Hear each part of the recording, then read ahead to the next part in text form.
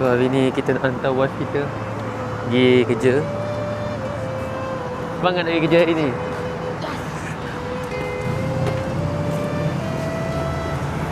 So hantar dia pergi klinik jap. Abang saya nama Muhammad dan saya pun saya terus masuk kerja. Okay sayang, pergi dulu.